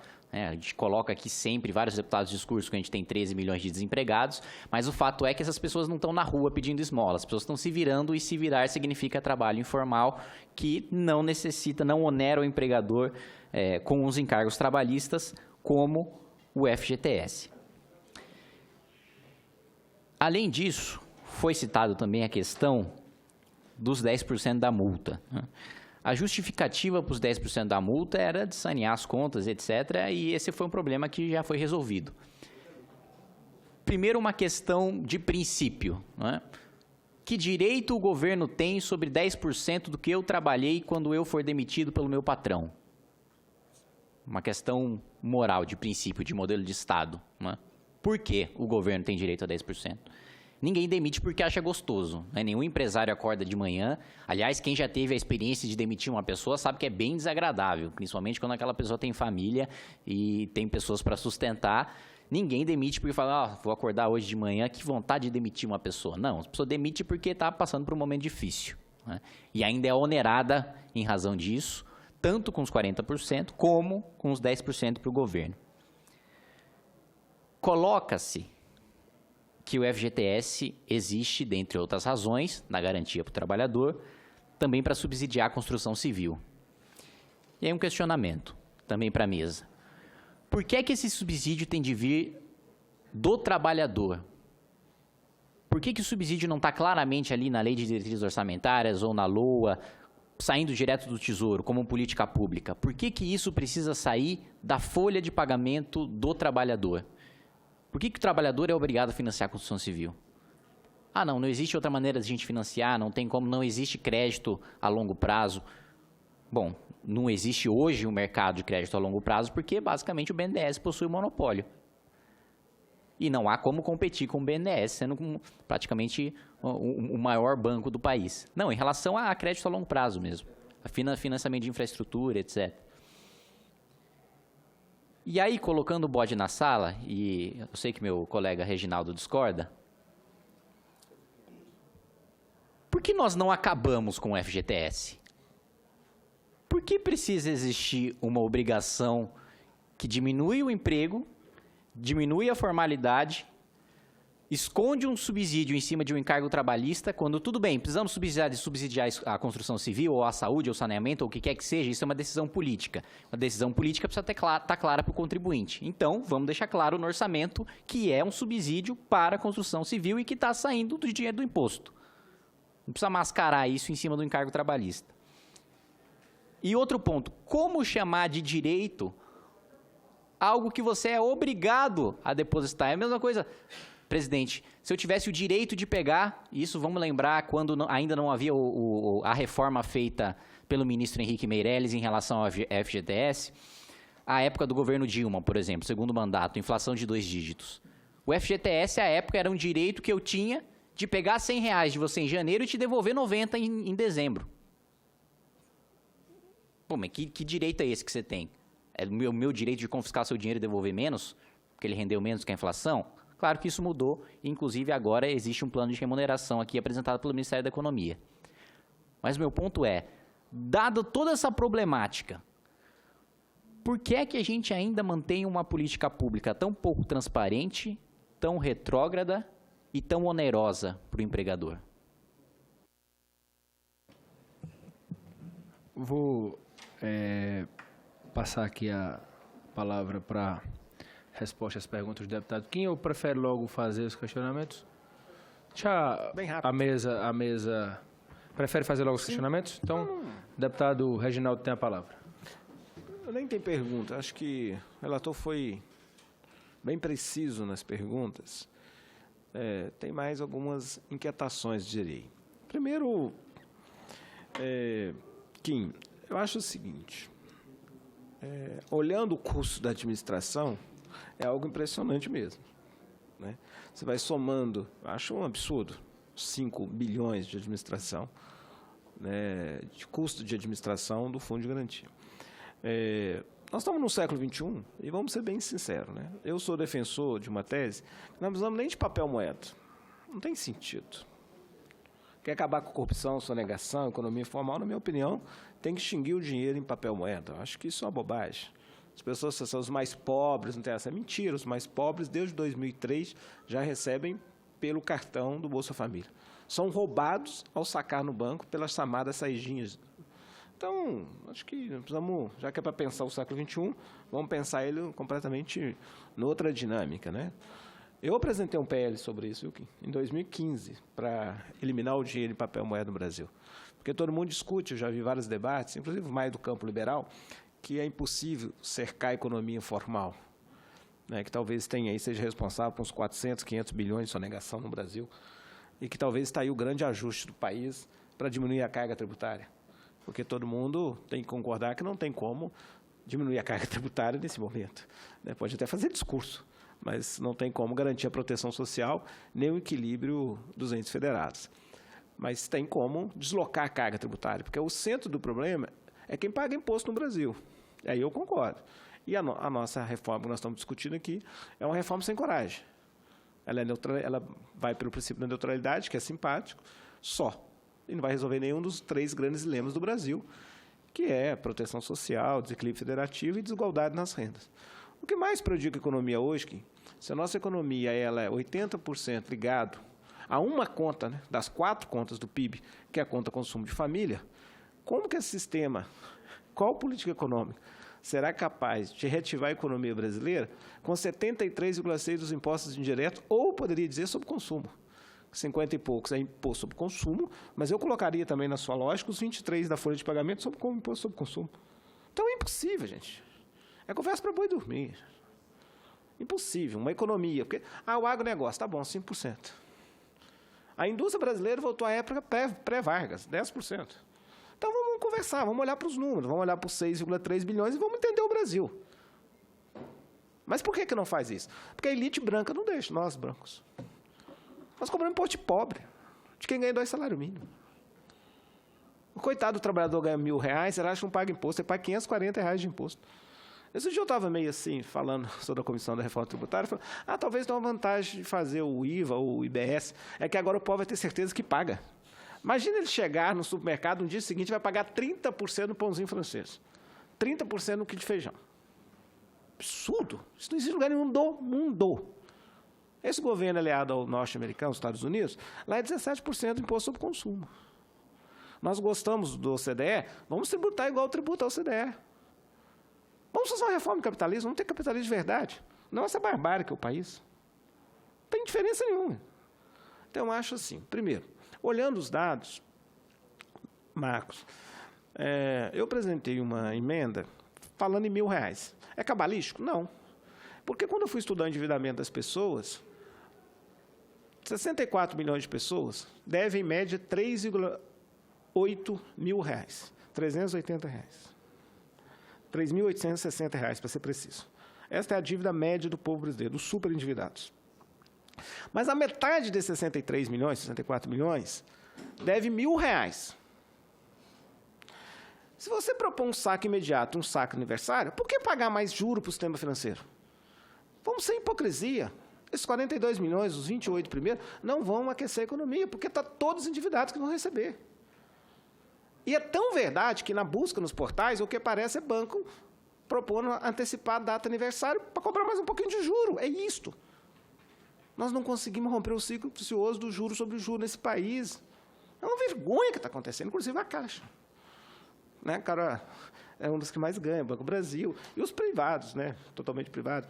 5 bancos, R$100 bilhões no ano passado. E esse ano já bateu o recorde, vai passar de R$100 bilhões. Esse é o país. À mercê do sistema financeiro, especulativo. Nós temos que fazer uma aliança com os democratas, juntar o capital produtivo com os trabalhadores novamente. Numa aliança contra a especulação desse país. Ninguém aguenta mais, ninguém suporta. Se uma economia que depende de 80% da conta do consumidor e tem 64% das famílias com conta atrasada e 63 milhões no SPC, vamos ser sinceros, que discurso. Tirou a multa, brinquei aqui, mas não gerou emprego. Os dados são isso. Temer tirou a multa, mas não gerou emprego. Diminuiu a capacidade, talvez, de investimento em alguns programas sociais. Esta é a forma certa ou não? Financiar? Concordo, acho que dá para abrir essa discussão.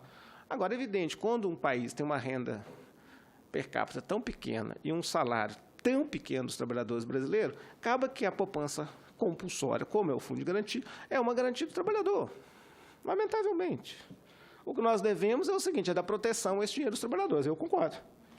Da dinâmica, remunerar corretamente, né, garantir transparência, acho que é isso que deve ser o ideal. Então, é isso, melhorar a governança, todo esse processo. Então, é isso, acho que mais algumas falas sem nenhuma pergunta. Vamos ouvir aqui a mesa e, em seguida, eu tenho as perguntas que foram encaminhadas pela internet, pelo portal do Senado, algumas dúvidas aqui. E aí a gente responde aos parlamentares e, em seguida, eu vou para a pergunta aqui dos internautas. O senhor Edilson com a palavra. Bom, obrigado, deputado, pela sua pergunta, das considerações, mas assim, é só para deixar claro que, na verdade, a gente não tem a defesa da taxa de administração como ela é hoje, nem me cabe, né, sair em defesa da taxa de administração de 1% do ativo total do fundo, no patamar de 5,1, 5,3 ou o que for, bilhões. Como eu disse aqui, o nosso papel tem sido cada vez mais dar clareza para todo aquele trabalho que o agente operador desempenha e a correta precificação desse trabalho à luz de toda a tecnologia que foi embarcada nos processos que são empregados pela Caixa, que de fato foram muitas. Eu cheguei a citar aqui que o app do Fundo de Garantia é o mais baixado. atualmente, né? Exatamente porque disponibilizou funcionalidades, porque trouxe uma série de ganhos e facilitou o acesso do trabalhador às suas informações, até porque ele vai ser e tem que ser o primeiro fiscal do depósito que o empregador faz, o próprio trabalhador, se ele tem acesso facilitado às suas próprias informações. Então, para reforçar apenas, o trabalho que a Caixa vem fazendo de uma forma muito clara, muito profissional, muito dedicada, é fazer a identificação e a explicitação, na verdade, melhor dizendo, de cada uma dessas atividades que compõem o papel da agente operador, até porque o fundo de garantia, ele é, de fato, um fundo muito especial, né? É claro que existem práticas de mercado e tudo mais, mas o fundo de garantia não é um fundo de mercado, ele é verdadeiramente, virtualmente, um fundo bastante destacado dos fundos de mercado. Agora, isto quer dizer que merece sim 1% do ativo total à remuneração do agente operador e todas as outras despesas que o fundo tem, que são outras, não se restringe à taxa de administração do fundo de garantia, isso é outra conversa. E nesta conversa é que a gente está buscando, como eu estou dizendo, de uma forma muito profissional, muito dedicada, explicitar cada uma dessas atividades para que elas sejam precificadas e adequadamente remuneradas. Se ao final desse estudo é mais do que 5 bi, é menos do que 5 bi ou é 5 bi, é esse debate que vai acontecer a partir de dados e fatos, e não apenas sobre percepções de que é caro, é barato, remunera adequado, remunera inadequado, é um custo que está se trazendo para o fundo de garantia que poderia estar redundando em mais resultado para o trabalhador. É uma discussão sadia, que a Caixa desde sempre se propõe a fazer, é importante, é necessário, e a gente está buscando, e como está fazendo, o máximo possível de esforço para trazer ao debate a clareza e a luz do dia todas as informações para que sejam tomadas as decisões corretas e adequadas para o que for melhor para o fundo de garantia. Só para acrescentar esse pedaço.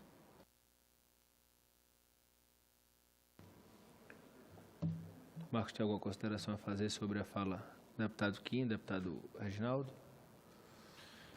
O Kohler eu sei que quer acabar com a FGTS, só não pode falar.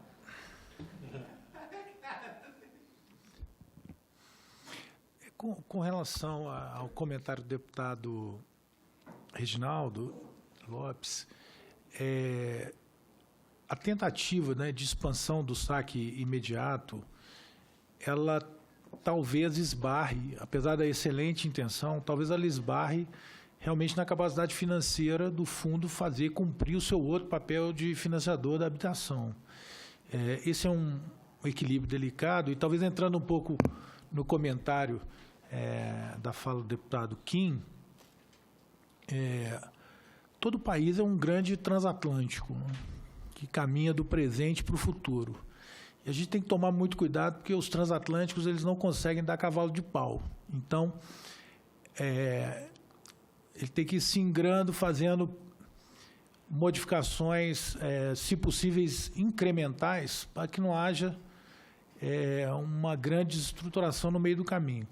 É claro que o objetivo do governo, é um governo pró-mercado, ele acredita em redução de fricções em todos os mercados, inclusive no mercado de trabalho, mas cada país, historicamente, vai construindo suas instituições e as suas soluções. Algumas melhores, outras piores, mas tem que ter muito cuidado com o timing com que se devem fazer essas coisas, porque realmente é essa metáfora do transatlântico, né? Muitas vezes um aumento muito grande na velocidade pode gerar uma torção insuportável no sistema. Então, é muito, muito importante estar sempre de olho nessa questão do timing. Mas, assim, isso é evidente, isso é declarado pelo presidente, pelo ministro Guedes. É um governo voltado para o fortalecimento do mercado, e acredito que o mercado é o grande canal que vai possibilitar o enriquecimento da população e a distribuição de renda.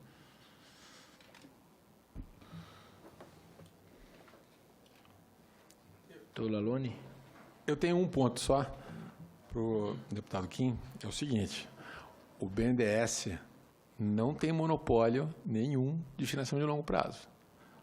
Não tem. No passado, o BNDES tomou decisões de prazos, taxas, etc., de forma que causou até uma certa distorção no mercado, porque, de fato, ele colocava termos de longo prazo que ninguém conseguia competir. Hoje, não é mais essa a realidade. Hoje, os ativos que a gente gera no BNDES são ativos com taxas e prazos de mercado. Nossa intenção é que não haja distorção de mercado. O que o BNDES pode fazer um pouco diferente é tomar alguns riscos em fase de completion de projeto, que talvez não tenha tanta abundância do crédito privado. E, para isso, a gente vai lá e cobre um gap. Mas não queremos e não acreditamos em monopólio. Nesta mesma toada, eu queria só voltar ao ponto de o BNDES eventualmente ser uma alternativa à operação do FGTS. O que a gente acredita, a gente está aqui disposto a dar nossas qualificações e, se formos considerados como alternativa, queremos ser uma alternativa e não a alternativa. Nós não acreditamos na concentração disso, nós acreditamos fortemente em competição, em abrangência, em abertura, que tenha múltiplos operadores e múltiplos repassadores, o mais aberto possível.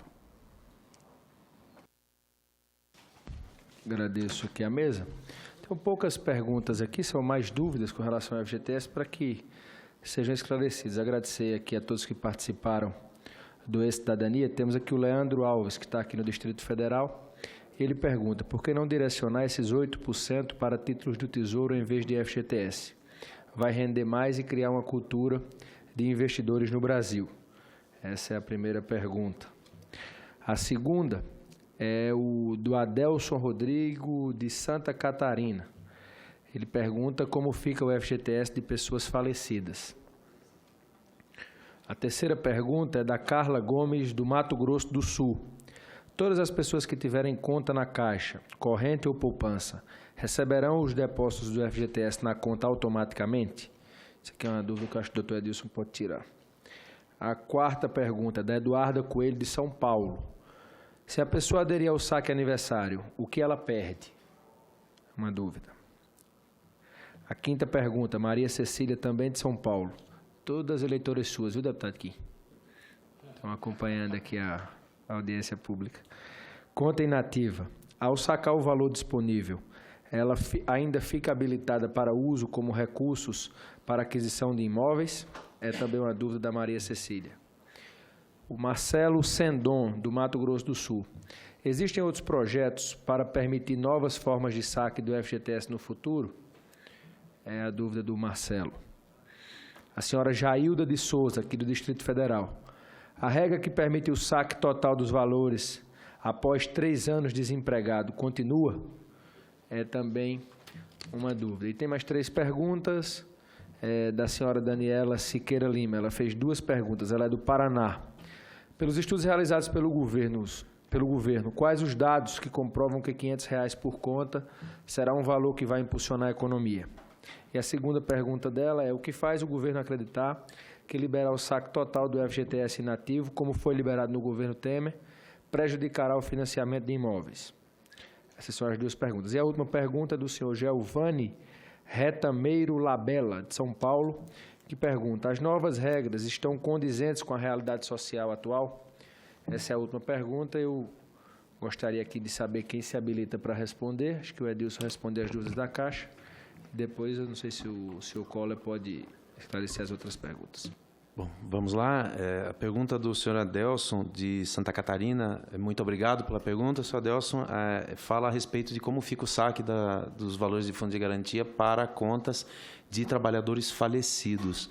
Existe um código de saque específico para essa situação, que tem uma metodologia própria, que é: quando é feito o óbito, a gente recebe, e aí o trabalhador busca a certidão do INSS que atesta o falecimento do trabalhador, de modo que aí sim pode ser feito o saque em qualquer unidade da Caixa, da conta, com a comprovação da titularidade da conta do fundo pelo trabalhador que faleceu, e aí sim qual é, segundo o INSS, o beneficiário que tem direito, o sucessor que tem direito ao patrimônio que foi deixado pelo falecido, de forma que a pessoa que consta na certidão do INSS é aquela, ou as pessoas que constam na certidão do INSS são aquelas que serão recepcionadas na agência da Caixa, e o valor da conta de fundo de garantia é pago para aquelas pessoas dentro do processo normal de pagamento, em qualquer agência da Caixa do país. Eu não peguei o nome da pessoa do Mato Grosso do Sul, deputado, que perguntou se o crédito pode ser feito em qualquer conta da Caixa, agora no contexto do saque imediato. A pessoa do Mato Grosso do Sul? Desculpa. Foi a Carla. Carla. Ela pergunta se todas as pessoas que tiverem conta na Caixa, seja conta corrente ou poupança, se receberão os depósitos automaticamente. É isso aí.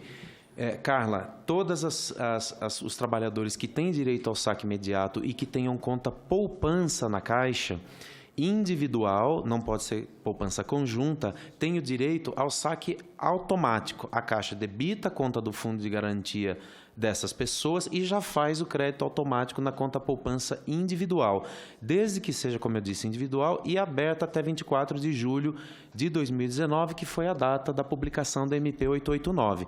No entanto, se o trabalhador tiver outro tipo de conta na Caixa, poupança conjunta com alguém, ou conta corrente individual ou conjunto que for, você pode fazer a solicitação de crédito em conta por todos os canais automáticos da Caixa, o app da FGTS, o site fgts.caixa.gov.br ou o 0800 724 2019 e também em qualquer agência da Caixa. Você pode solicitar o crédito na sua conta, que até a entrada do próximo calendário, no máximo 20 dias, nós vamos fazer o crédito na sua conta de acordo com o calendário que foi divulgado, com toda a comodidade, ok? E aí tem a Maria Cecília, de São Paulo, que pergunta se for feito o saque imediato nas contas inativas, se também pode ser feito o saque para imóveis. Pode sim. O saque imediato de até R$500 é limitado, claro, ao saldo da conta. Se houver mais recursos na conta do que os R$500, o saldo continua na conta e todas as hipóteses vigentes de saque, não só a de uso para financiamento imobiliário, para crédito imobiliário, pode ser feita dentro das regras atuais da Lei 8.036 de 90. Então, a resposta é sim. E, por fim, a senhora Jailda, aqui do Distrito Federal, perguntou se continua válida a hipótese de saque para 3 anos fora do regime do Fundo de Garantia ou sem trabalho com carteira assinada.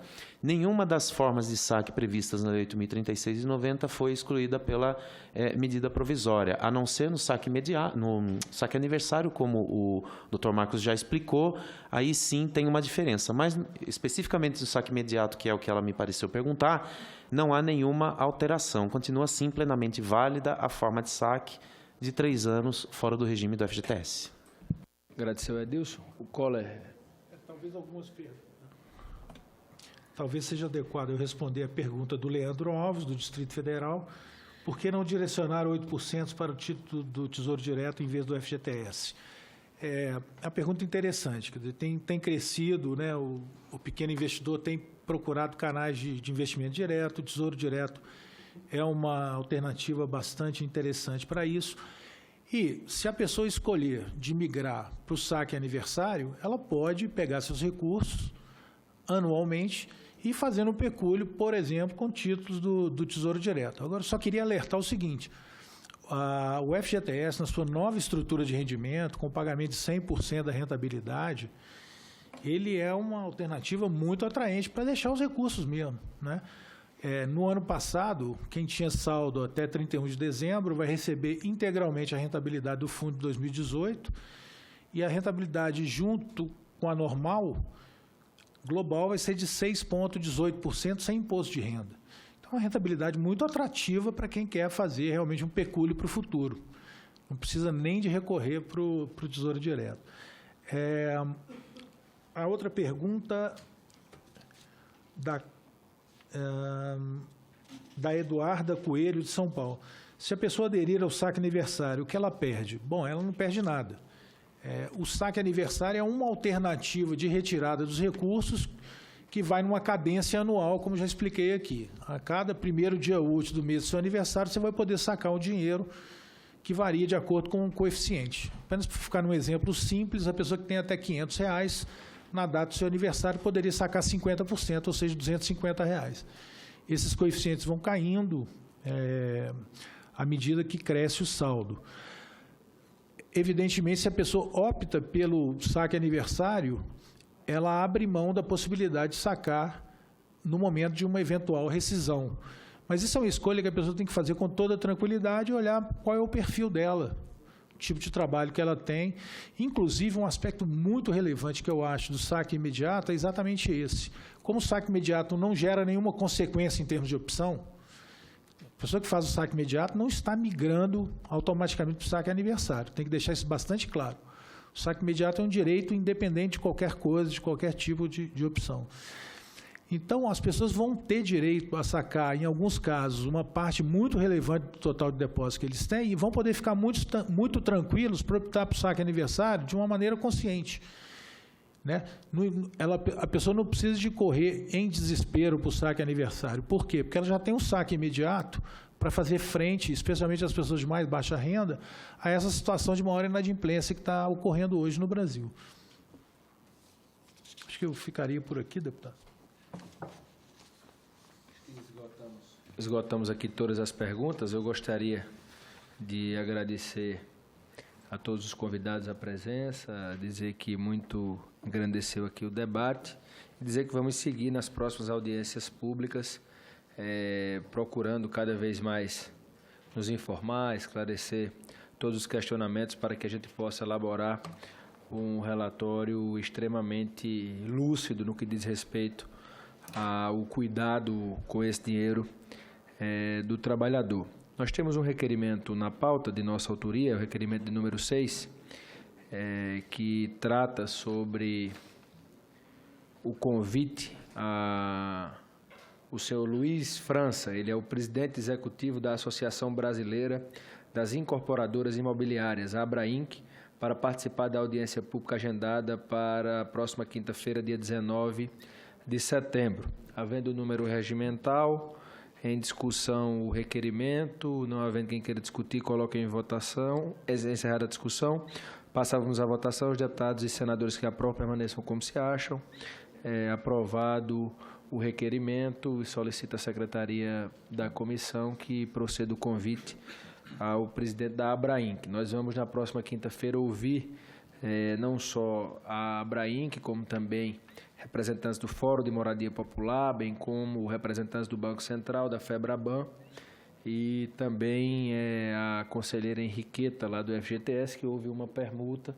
Ela está vindo na próxima quinta-feira, que ela só viria na outra quinta, e na outra quinta virá o presidente da CEBIC, que representa também a construção civil. Houve essa alternância, essa substituição, sem prejuízo para o debate. Já agradeci aqui a presença dos nossos convidados, faço mais uma vez, e antes de encerrarmos os trabalhos, proponho a aprovação da ata da presente reunião. Os parlamentares que concordam permaneçam como se encontram. Aprovada a ata. Nada mais havendo a tratar, declaro encerrada a presente reunião.